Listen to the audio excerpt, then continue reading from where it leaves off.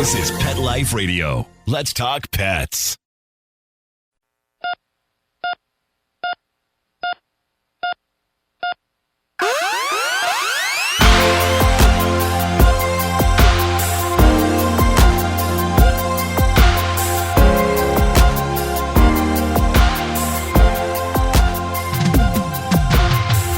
Welcome to ER Vet on Pet Life Radio. I'm your host, Dr. Justine Lee, and I'm a board-certified emergency critical care specialist and toxicologist. Today, I'm super excited to be speaking with Dr. Mary Gardner, who's the co-founder and chief innovation officer of Lap of Love Veterinary Hospice. We're going to be talking about her 2 books and why you need them as a holiday stocking stuffer. We'll be right back after these messages. Take a bite out of your competition. Advertise your business with an ad in Pet Life Radio podcasts and radio shows. There is no other pet-related media that is as large and reaches more pet parents and pet lovers than Pet Life Radio. With over 7 million monthly listeners, Pet Life Radio podcasts are available on all major podcast platforms, and our live radio stream goes out to over 250 million subscribers on iHeartRadio, Odyssey, TuneIn, Stitcher, and other streaming apps. For more information on how you can advertise on the #1 pet podcast and radio network, visit PetLifeRadio.com/advertise today. Let's talk pets on PetLifeRadio.com.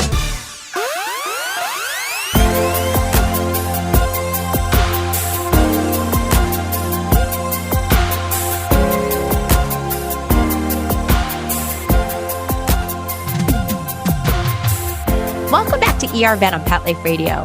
Super excited to be speaking with Dr. Mary Gardner, who's been on our show before. Mary, thank you so much for joining us today. Thank you for having me again, Dr. Justine. I love being here. All right, Dr. Gardner, just so our pet owner audience knows who you are, do you mind just giving us a little bit of background about who you are, what you do, and what Lap of Love is? Yeah, for sure. I am a small animal veterinarian, so meaning dogs and cats are my jam. And I was in practice in South Florida for a couple of years, but then in 2010, joined a classmate of mine for exclusively helping pets in the home with hospice and end of life. So that company is called Lap of Love. So I've been dealing with older pets and helping families say goodbye for over a decade now. And it's a wonderful niche that I'm so blessed to be a part of. You recently published a couple of books. I always love when veterinarians publish books because people don't realize how much work it is. But please tell us a little bit about your books. Oh, it is a ton of work. Oh my gosh. Well, over the years of helping families, a few things have come to light. And one of them is that when I go to homes to help families with end of life, I realize that the vast majority of these pets have not been to their doctor in at least a year. And that is over 50%. So 50% of pets have not had the medical care they need right before they pass or the year before. But what I also found out is that these families are struggling with practical care of their terminally ill or geriatric pet. And it's everything from mobility to vision issues to cognitive dysfunction. And they're struggling. The other thing is that they taught me so much. The families that I've helped have really helped me learn some home hacks, if you will. And I decided probably about 3 years ago to write a book on caring for the geriatric dog and cat. Originally, I actually combined the two to make one book. And then I decided, I got to separate the two. It's too big, and decided to do a dog book and a cat book. And it's really been a long journey. Like you said, it's a lot of work. It's been 3 years and a lot of research. It's amazing. It is so much work. And I also authored a dog and a cat book. The dog book is called It's a Dog's Life, but It's Your Carpet. And the cat book is called It's a Cat's World. You Just Live in It. And people don't often think about how much work it is to write books, but it was the same thing. I wanted to just write one book initially and ended up separating it into a dog and cat book because it's a very different audience. So love your books. It's Never Long Enough, a practical guide to caring for your geriatric dog. And the cat book, which is 9 Lives Are Not Enough, a practical guide to caring for your geriatric cat. Again, great stocking stuffers for this upcoming holiday for the cat and dog owner in your life. Tell me about these books. What did you summarize, or what are your big takeaways from these books? Well, I think it is really important to know that they're very similar in design.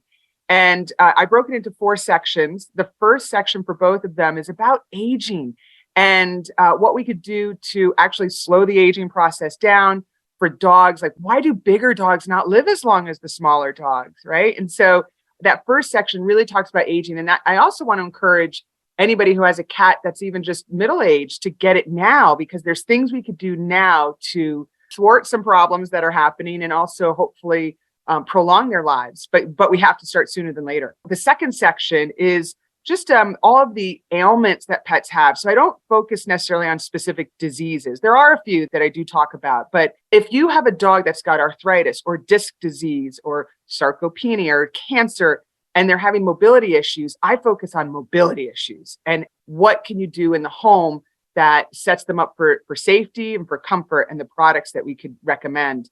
And then the third chapter is about caregiver goals, their caregiver burden, quality of life assessment. That's huge because everybody doesn't know how to decide. And the last chapter is something that we usually avoid, and that's talking about when the end comes, and euthanasia and even cremation options, and then also ways to memorialize your pet. So it's everything.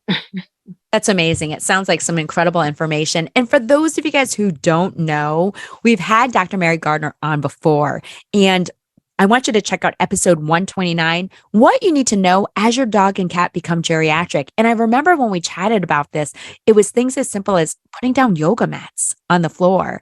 You talked about dogs and cats as they get older, they get sarcopenia, or what that means is just that basic or that severe muscle wasting that happens with older age. And again, I found the yoga mats just being so helpful because they're so sticky to the hardwood floor, and they really help your dog walk. What about the cat book? I know it's very similar, but what are some takeaways when it comes to caring for that geriatric cat? Yeah. So the cats are so very different, similar in some ways, but they are very different. We walk our dogs, but we don't walk our cats. So many cats are left actually with pain and mobility issues, but we don't notice it like we do with the dog. And so I talk about things to look out for your cat, as simple as maybe them not getting up to the sunny spot anymore, and them not wanting to get up on the cat tree, or hesitating to get off the couch. A cat should never hesitate to jump down off of a couch. They bounce all over the place. And when they're just making a mild like, oh, I gotta get off the bed or off the couch, that could be a sign. So I do talk about the signs for mobility, for vision issues, for even smelling. And another big problem that our cats have is, the litter box. And a lot of times, not just for mobility issues, but cognitive dysfunction and incontinence, they may not be using their litter box. And so I've got a ton of different litter box ideas and ways to set up the house to help those pet owners. So it's a plethora of information, and very different from the dog book, but designed so that way owners can, like I say, set up their house for success, figure out what products they need, and make everybody happy. Definitely want to check these out. We'll make sure to include the Amazon link so you can check out her books. She also has a third one, and this one is designed for children. And I love this. This is called Forever Friend, a children's guide and activity book for saying goodbye to a special dog. Do you mind just telling me about this one too? Yeah. So, it's interesting because I actually don't have kids, right? But I'm sort of a kid at heart. And I've had so many families ask me to help explain death or explain saying goodbye to their pet. And so I wanted to create something that could help the family have an open dialogue with their child. And so there's also a recent cat version of this too. You can't forget about the cat. So I've got a dog and a cat one. And so I teamed up with Colleen Ellis, who's a pet loss expert and who's also written some other books on pet loss. And so we've got over 20 different activities for, it really is it's to help open the dialogue with the family and between the family members. So everything from a crossword puzzle to a word find. But what I really love is the arts and crafts and the different ideas to help memorialize the pet and help the goodbye process go a little bit better for the children. Thank you. That's so important, especially of a mother of a 6-year-old. We're dreading the day when that happens. And I misspoke. I thought you had 3 books. You have a zillion. You also have 2 journals, Geriatric Dog Health and Care Journal and Geriatric Cat Health and Care Journal. And these are a complete toolkit for the geriatric dog or cat caregiver. And I love this because oftentimes as pets age, I know one simple thing that I used to do is I recommend writing on a calendar. Remember when in the older days when people use actual calendars, Yes, marking good day versus bad day for your pet. And we always want to make sure that our pet is having more good days and bad days. But just give us a little bit of background on these journals. Yeah, so that's exactly it. I wanted to have checklists. The calendar is in there, quality of life assessment scales. I have caregiver assessment scale. I also have cognitive dysfunction for both the dog and the cat. So that's, for those listening, it's kind of like doggy Alzheimer's, if you will, but questions that I ask the families, so that way they can start thinking about, these changes that I'm seeing. So that way it's important to know that all of these will help the pet owner talk to their veterinarian and get the care that they need. So I made these journals to help literally journal or diary as the pet is changed, has these changes. And there's also respiratory rate tracker, all these great tools. And I have a lot of QR codes in the books that also link to a website with these pages in there as well. But I do love the calendars and things like that. So I just put it together. It's beautifully illustrated. And I've been busy. Huge congratulations. Because again, it is a huge amount of work. So again, I've talked about it in a previous episode. My older cat lived till 19 and a half. My one dog lived till 13. And that was after stereotactic radiation therapy for a brain tumor. And, we often don't think about how quickly that time passes. I remember saying to my husband the other day, I can't believe our current dog is 10. It just flies by. And we always want to make sure we're taking care of them really well. So thank you so much for always having a soft spot for those gray muzzled dogs and those geriatric cats. Of course. All right. Let's take a short break and we'll continue with holiday dangers and holiday tips with Dr. Mary Gardner in just a few minutes. We'll be right back after these messages. For those fortunate to have experienced the deep bond and unconditional love of a companion animal, the death that follows can be one of the most difficult and misunderstood losses to go through. Many times, this devastating loss goes unrecognized and trivialized by family and friends, leaving grieving pet parents struggling to find healthy ways to cope with the loss. In And I Love You Still, a thoughtful guide and remembrance journal for healing the loss of a pet, Dr. Julianne Corbin calls attention to the difficulties unique to the loss of a beloved pet and provides an interactive and compassionate guide to help you process your loss and work towards coming to a place of peace and healing. For those interested in journal therapy and looking for a professionally written and compassionate resource to help understand and reconcile the grief associated with the loss of your pet, this book is for you. And I Love You Still, a thoughtful guide and remembrance journal by Julianne Corbin, is now available for purchase on Amazon and other major book retailers. Let's talk pets. Let's talk pets On Pet Life Radio. Pet Life Radio. PetLifeRadio.com.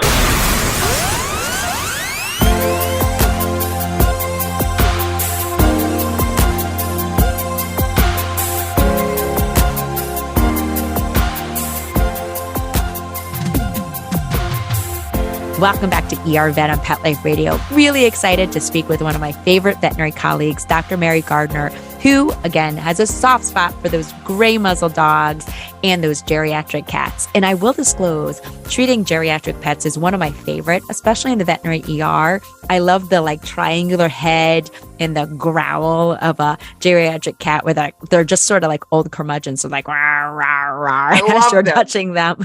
So I absolutely love that. So I have a soft spot for them too. But what I wanted to talk about now is the upcoming holiday. This episode is releasing right around the holidays. And I often cringe when I see people buying or purchasing or adopting a new pet around the holidays, especially when they have a geriatric pet. Do you mind just talking about this a little briefly? Yeah, I know there's some people that think, let me get another pet for two reasons. One, they think it might, help the older pet, regain some energy. And yes, that may happen. But also they may want to be prepared so that way when the geriatric pet passes, there's not an emptiness in the home. However, I really discourage people to make such a large decision during the holidays. There is so much going on. There's, a lot of travel, a lot of people coming in and out, and that could be really jarring to a geriatric pet in the first place. and the music and the lights and the hustle and bustle. And really during the final life stage, we have to give them so much attention and care. And when you bring another pet into the house, you're going to divide up some of your time. And it isn't always good for the other cat or dog, the older one that's already there, to have this new pet involved. And, cats especially, they don't like a lot of change. And so really they want to be the center of attention. You bring in a kitten or, another cat, and it could really alter the boundaries and the lifestyle. So, and with the geriatric dog, if you bring in a puppy or a kitten too, and they're bouncing around and bumping into them and, and being faster on walks, it could really, hinder the quality of life of that geriatric pet. So I just say pause and wait and just celebrate the holidays with your scrappy and scrawny gray muzzle cat or dog. One thing that I often like is if you're really set on a dog or a cat, I like the idea of giving a coupon or a certificate saying, this coupon will allow you to adopt or purchase one pet. And the main reason why is it's not a rush decision and it's something that everyone can think about. I will say even veterinarians oftentimes will get younger pets or they'll try to space out the age of their pets because they don't want to lose geriatric pets all at the same time. But you really want to think about it. And when in doubt, please talk to your veterinarian. And the main reason why is there are some diseases, something as simple as like chronic ear infections to osteoarthritis, where, if there's a puppy nipping on or pulling on the ears of a geriatric pet, it can really be painful and result in an accidental bite. Yeah, no, such a good point. And, little shout out for the older pets. You should always think about adopting an older one too. So exactly. I love that. I love anything double digits. I'm a sucker for them. Absolutely love it. In fact, we have a rule. We don't adopt kittens in our households. First, they're way too energetic and too crazy, and I don't want kittens climbing up the curtains. But it's oftentimes harder for an older pet to get adopted or an older cat. Some of the older dogs, they sit in the shelter for a long time. And I promise you, you always get amazing pet vet karma when you adopt an older pet. So again, definitely bonus points for that. All right, let's talk briefly about a couple other holiday things. Now, this doesn't necessarily apply to geriatric pets because geriatric pets are usually, dare I say, wiser, and they don't usually get into things in the household. But one of the things I worry about is when people put things under the Christmas tree or on the Christmas tree, like tinsel. Do you mind just educating some of our pet owners out there on what we need to be cautious about?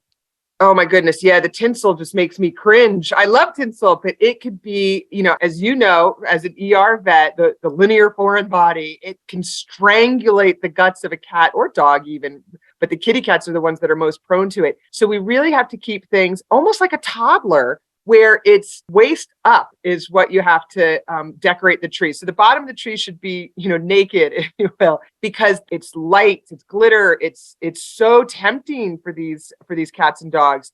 So have everything high, because the foreign bodies that we see, that you see in the ER, that I see, in general practice is scary. And it also could lead to a lot of the trees falling over. So, they go to jump up to get a ball or a tinsel or something like that, and then push and knock over the tree and cause a lot of damage. And it's something to be careful of. And you don't think of it, obviously, but I really do suggest, think of your dog or cat like a toddler. Make sure to pet proof. Again, as much as we like tinsel, you want to keep it out of a cat household. It doesn't matter where it is on the tree. They're going to find it. It's shiny, it's bright, it's stringy. They want to chew on it. And same thing with ribbon and yarn. So we always have a holiday without any kind of ribbons on the wrapping. In fact, I recommend that you use something recyclable like a holiday bag, but that's another story. So when in doubt, you want to make sure you're pet proofing appropriately, because again, puppies, kittens, younger pets, they want to get into that stuff. So secure your Christmas tree, make sure it's not going to fall over, keep that tinsel ribbon yarn off, because we don't want that linear foreign body. And if you like to gift any kind of food product, like, I don't know, chocolate covered espresso beans, chocolate, please don't put it under the Christmas tree, because guess who can smell it? Dogs, right? They love to chew up the Christmas present or the holiday present. And then you end up going to the emergency room when it's super busy on Christmas Eve and Christmas or Hanukkah or whatever day. Nobody wants to go to the ER in the holidays. So please make sure to keep those food products out of reach. All right. I have one more tip when it comes to holiday proofing your pets. Now, you oftentimes will have guests come into the household, and these are household guests. They're humans that may be family members that don't live with pets, right? Yeah. And one of the biggest poisonings I see is when a dog walks into the guest room because they're never in that room, and people they'll use a plastic zipper storage bag and throw all their vitamins and medications in them because they're traveling, and it smells weird, and they just throw it in the suitcase. Right. And I can't tell you how many dogs I see chew into that stuff because it's a new smell. So you want to make sure your holiday visiting guests know to keep that out of reach and that they know the rules. So my general rules, and you can print this out. It's veterinary approved. Print it out and put it by the front and back door. Don't let the cat out. Don't feed the pets. Don't leave the doors open. Keep the toilet lid down. Make sure you have all these rules just to keep your pets safe. Do you mind just talking about maybe some holiday related kitchen foods that pets might get into during the holidays?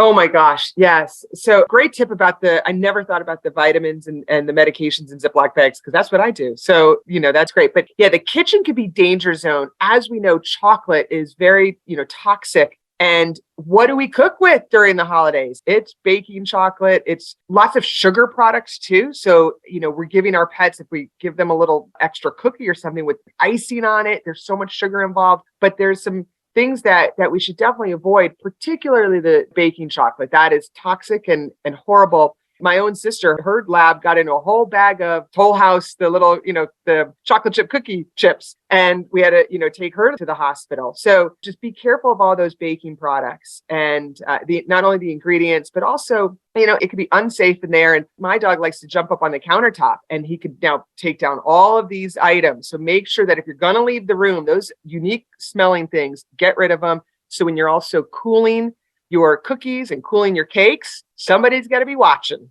Made some incredible chocolate snickerdoodles and, it had unsweetened cocoa and, I was putting it away because I was worried my dog was going to jump the counter. But a couple other foods you want to worry about: grapes, raisins, those horrible people who make fruitcake and give them away. We don't want your fruitcake, but I've definitely seen some poisonings with fruitcake because it has raisins. And I've also seen a really bad poisoning with a rum-soaked fruitcake where the dog got alcohol poisoning. I never would have thought. Yeah, I guess that is a better way of eating fruitcake if you're going to eat it. But don't forget, right? Don't forget those macadamia nuts or fatty foods or the turkey bones or onions, garlic, food scraps. When in doubt, just give everyone in the household the rule. Please don't feed my pet anything without asking. And now, first. Dr. Justine, what about poinsettias and the other flowers that people bring, right? Oh, great point. Great point. So, when it comes to poisonous plants, thankfully, most people don't have holly or mistletoe in their house. They're a little bit poisonous. Thankfully, poinsettias are not as poisonous that we worry about. It's actually that milky white sap when you sort of break the leaf that comes out that can be an irritant. So I still have some poisonous plants in my house, like the poinsettia, because my pets don't chew on it. But I will say, if someone brings in a flower bouquet, the bigger danger for cats are lilies. The lilies. They're usually in florist bouquets. So make sure to keep that out of reach. Again, causes kidney failure. And we really don't want your end of the year holiday bonus going towards the ER vet. So when in doubt, pet proof as much as you can. All right. Dr. Mary Gardner, any last tips? And do you mind just mentioning where people can find your books? Oh, goodness. Okay. Let me see. Last tips is, use this time so preciously towards the end. And I love making bucket lists. So, think about even getting a professional photographer, whether it's just going to the beach one last time or the mountains one last time, just something to check off. And I have great tips in my cat book on cat bucket lists, because so many people think that a cat can't have a bucket list, but it can. So all the books are available on online stores, including Books A Million, and Amazon is the easiest place to find it and pretty good shipping deals. So I would suggest going there. Wonderful. Thank you so much.